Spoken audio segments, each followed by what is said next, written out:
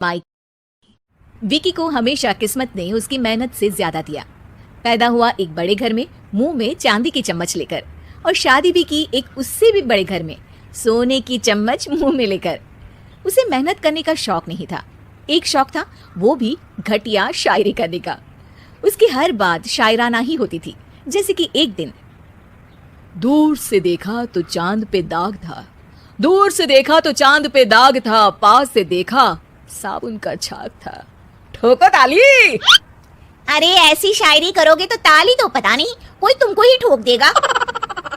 शायरी वो बिल्ली है जो किसी का भी रास्ता रोक दे, और क्या मैं किल हूँ जो कोई मुझे ठोक दे। मुझे तो आपसे बात ही नहीं करनी। मैं निकला था गाड़ी लेके, लेकिन दौड़ के जा रहा हूँ। मेरी शायरी कोई नहीं सुनता, मैं घर छोड़ के जा रहा हूँ। धीरे बोलिए जी, मम्मी पापा को पता चल जाएगा तो तुमको सच में तुम्हारे मायके भेज देंगे। सस्ते साबुन से मेरी कॉलर चमकी नहीं, सच में चला जाऊंगा, मेरी बात कोई धमकी नहीं। अगर शायरी ही सुनानी है तो सुनाओ, लेकिन कोई काम धंधा भी तो करो। मेरे पिताजी के पास बहुत पैसा है तो घर जमाई बन के खा रहे हो, और कल जा रहे हो ना अपने मायके तो आज ही चले जाओ मेरी बला से। हमें तो अपनों ने लूटा, गैरों में कहाँ दम था हमें। अरे चुप हो जाओ, तुमको मिर्जा गालिब की कसम। अरे जाना है तो जाओ, लेकिन पहले मेरे मम्मी पापा से मिलकर जाओ, वरना वो क्या सोचेंगे। लेकिन विकी अकेले ही अपनी कार लेकर अपने मायके यानी कि अपने खुद के घर पहुंच जाता है। अरे बेटा, तू अचानक, बहू कैसी है? अरे माँ, बहू तो बिल्कुल बदल गई है, मुर्गी हाथ से निकल गई है। अरे क्या हुआ बेटा? उसकी आती नहीं है, मेरी जाती नहीं है। मैं करता हूँ शायरी, उसे भाती नहीं है।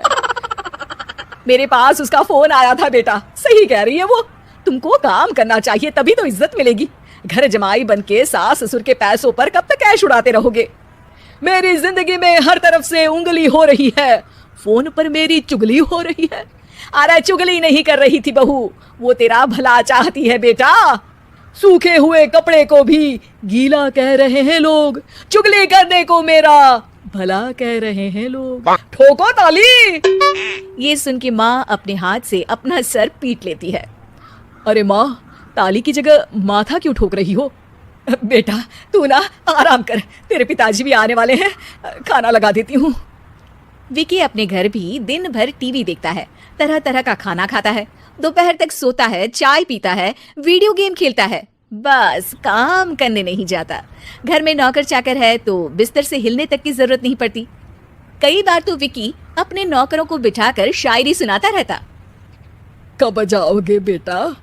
अरे कैसी बात कर रहे हैं डैडी, क्या आप मेरे फादर नहीं? आप मुझे भगाना चाहते हैं क्या? ये मेरा घर नहीं। अरे नहीं बेटा, तुम्हारा ही घर है। हम तो चाहते थे कि तुम यहीं रहो और मेरा काम आगे बढ़ाओ, लेकिन तुम ही चले गए घर जमाई बनने। अरे मेहनत तो गधे भी करते हैं, मैं अच्छी किस्मत लेके पैदा हुआ हूँ, मैं घर जमाई हूँ, ससुराल का फूल गेंदा हुआ हूँ। ठोको ताली।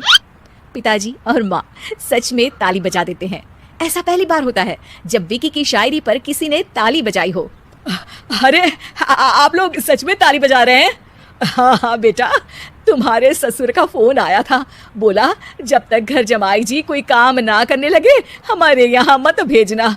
अब तू तो काम करने से रहा और तुझे रहना भी है हमारे घर में ही, करेगा भी शायरी ही, और बार बार ठोको ताली बोलेगा तो आदत डाल ही लेते हैं ताली ठोकने की। विकी उसी वक्त खड़ा होता है और बहुत गुस्से में सीधे ससुराल के लिए निकल जाता है।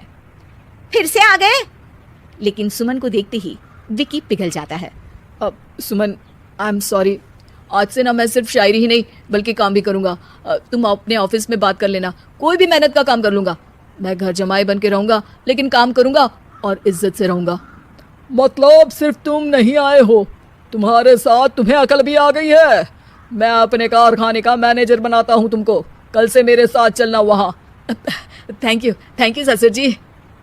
थैंक यू से काम नहीं चलेगा, एक शायरी सुनानी पड़ेगी। जरूर। ससुर के पास पैसा होते भी मेहनत जिसको भाई है, वही सच्चा दामाद है, वही अच्छा घर जमाई है। ठोको ताली। सब विकी की शायरी पर ताली ठोक देते हैं। शिक्षा, जब किस्मत आपको बहुत सारा दे दे तो उसकी कद्र करनी चाहिए और मेहनत करना कभी नहीं भूलना चाहिए।